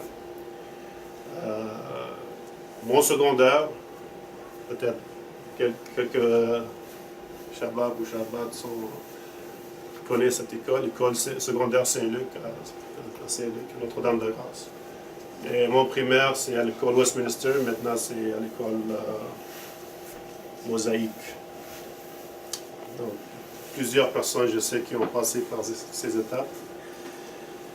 Ça, c'est mon curriculum vitae en termes d'éducation et en termes de travail. Donc, comme j'ai dit, je travaille comme technologiste médical au laboratoire de génétique à l'hôpital Royal Victoria. Donc, le laboratoire de génétique, on fait des tests et des analyses sanguines ou des tests, des analyses génétiques sur les gens. Et pour trouver des maladies et pour savoir les risques des gens qui peuvent avoir des maladies dans le futur. Donc, on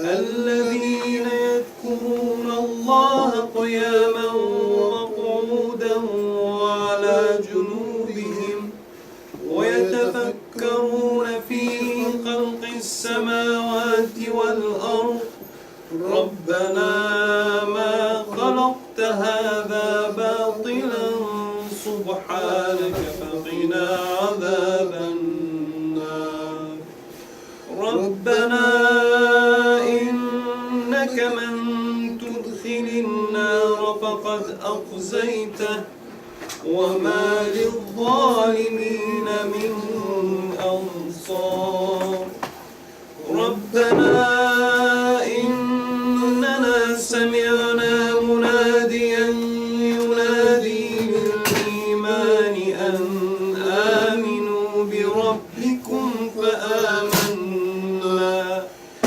ربنا فاغفر لنا ذنوبنا وكفر عنا سيئاتنا وتوفنا مع الأبرار ربنا وآتنا ما وعدتنا على رسولك ولا تخزنا يوم القيامة ربنا وآتنا ما وعدتنا على رسلك ولا تخزنا يوم القيامة إنك لا تخلف الميعاد صدق الله العلي العظيم اللهم صل على محمد وآل محمد.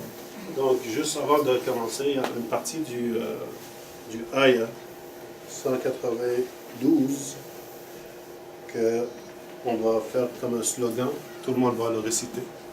Donc cette Aya veut dire en français, je vais le réciter en français, mais on va le répéter en arabe.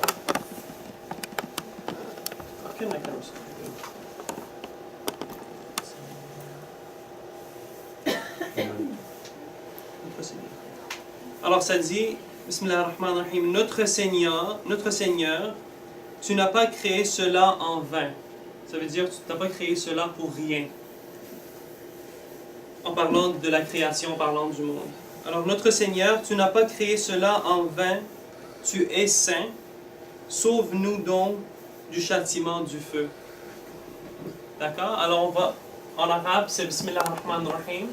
ربنا ما خلقت هذا باطلا سبحانك فقنا عذاب النار. Est-ce que tout le monde comprend ce que cette verset veut dire? Salam alaikum, chers invités, et merci d'être venus à notre programme de cette semaine.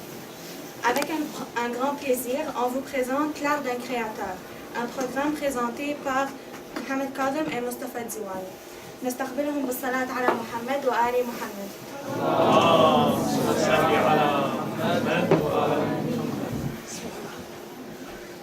Salam alaikum wa rahmatullahi wa barakatuh. C'est avec grand plaisir et honneur qu'on est là en votre compagnie aujourd'hui. On va vous parler de petite partie de grand océan de savoir que malheureusement on ne maîtrise pas, mais on est là juste pour partager le peu qu'on sait, le peu qu'on a pu observer à travers nos études, nos lectures et tout, sur ce qui est la création de Allah subhanahu wa ta'ala.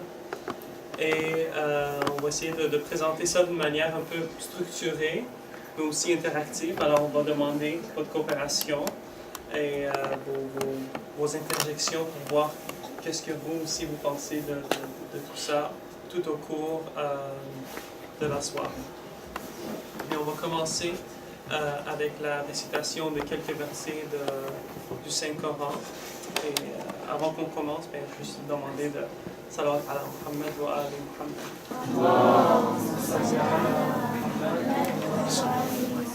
Ah, ok.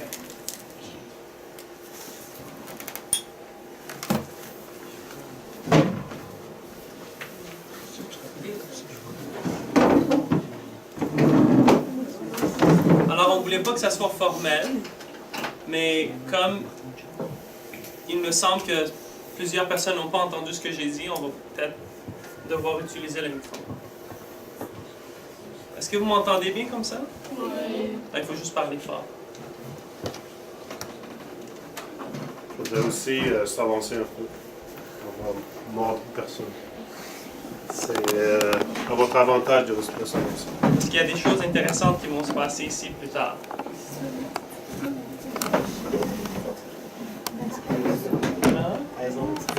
Par exemple, une explosion. Personne ne veut venir ici en avant, c'est trop proche?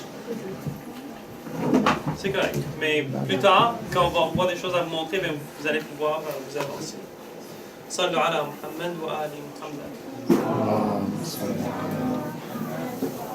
Donc la lecture sera de Surat Al-Imran, ayat numéro 190. Jusqu'à 195. أعوذ بالله من الشيطان الرجيم بسم الله الرحمن الرحيم إن في خلق السماوات والأرض واختلاف